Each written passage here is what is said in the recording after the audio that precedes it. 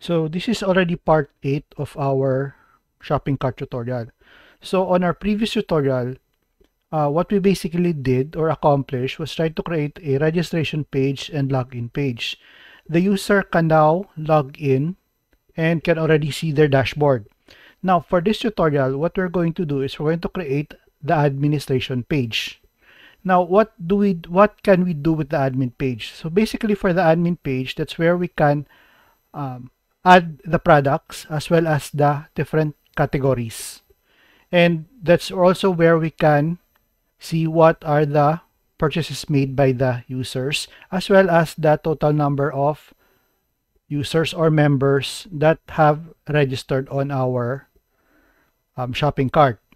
Now, the first thing that we need to do is we need to create first our admin page. Okay, so how do we do that?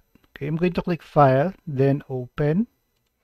Then I'm going to locate my shopping cart folder. Okay, so in my case, I already have here by default. Then I created a folder called admin. So how was I able to do that? I'm just going to right click here, then click here new, then I have here folder. Then I just renamed it as admin. Okay, so I already have here my admin page. Now, next thing that I need to do, okay, so when I reloaded my page, it actually displayed this one. Now, how was I able to open this page? Now, basically, all I need to do is just try to type here admin. Okay, so that's it. Then I will be redirected to this page. Okay, it doesn't contain anything yet. So all you can see is just a parent directory, and this one will be displayed since it's just a blank. It doesn't contain any files at all. Okay, so let's try to create an index page. Okay, I'm going to click I'm going to uh, uh, save as this page or save as this file. So I'm going to click File, then Save As. I'm going to open my admin. Okay, I'm going to call this one as my index.php. Okay, so going back here, I'm going to reload the page. So you can see that it's already blank. Okay, meaning that the index page has already loaded. Okay, let's say to go back here to our code.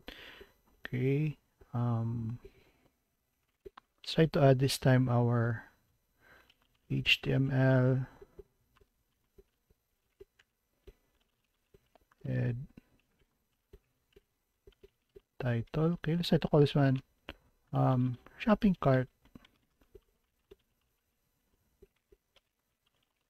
Okay, head, body, and we have our HTML. Okay, let's try to open our header file. Okay, so we have your shopping cart. Okay, now what we can do is we can just copy this part. Okay, let's try to add it here.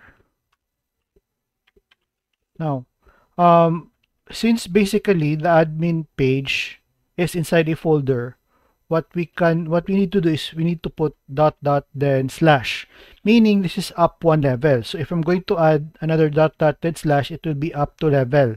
Okay, so dot dot slash, and also for this one dot dot slash and dot dot slash. Okay, next thing that we need to do is this is just actually copying and pasting. So I'm going to open my index file also. I'm going to use this part. Okay, container fluid. Okay, then div class. Okay, we use this one as my reference. Column SM, decide to have this one. Okay, for 4. Okay, so we have here 4. Okay, I'll also try to do this one as 4 for column width div. Okay, then it sits inside a card. Okay, so to copy. Okay, so to just arrange our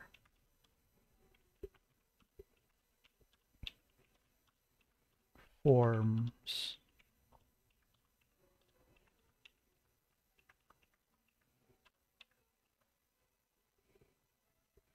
We log in. Let's try to call this one as administrator login.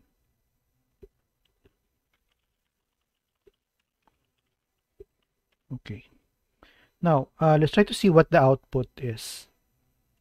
Okay, so this is the whole file. Okay, so this is the whole, this is actually the output. Now, let's try to modify it a little bit more. Try to put,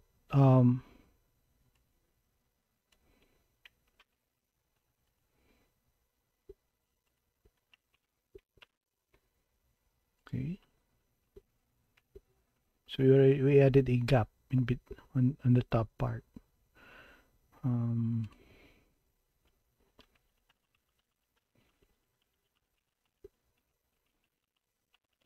Let's try to see if it's going to work. Okay. So we just leave it as is. Okay, we don't want this. It's actually text center, so we don't want that. So we can just leave it as is. Okay. So we can have the login page here. Okay. Now, next thing that we need to do, okay, is try also to create our JavaScript. Okay, since we already added our jQuery, let's try to create our JavaScript. Okay. What we can basically do is try to add it here. Script language, JavaScript. Okay, then for the button, okay, so we have here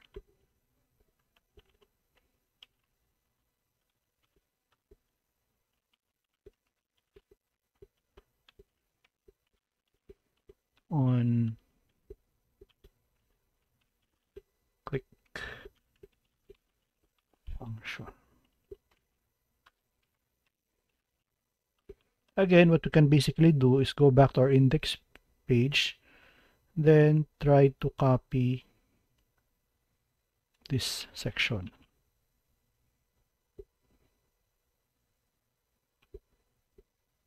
Okay. We'll try to validate it later. So,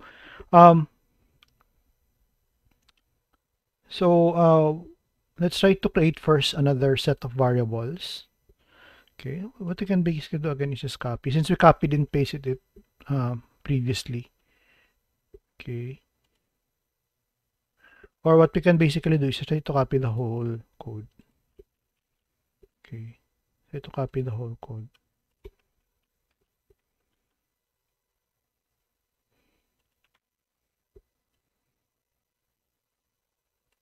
Okay. So now let's try this time to create another file called, okay, so we have your process.login.php. Let's try to create another file called process.login.php. Okay. I'm going to click new file. Okay, so I have here process.login.php. Then, okay, so I to look for PHP. Then it's time to click save. Okay, so now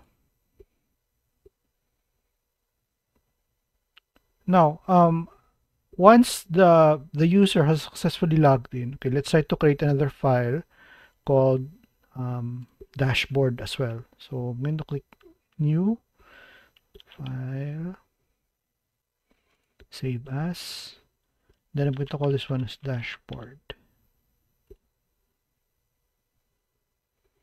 Okay, then try to look for PHP again. This one. Okay, then click save.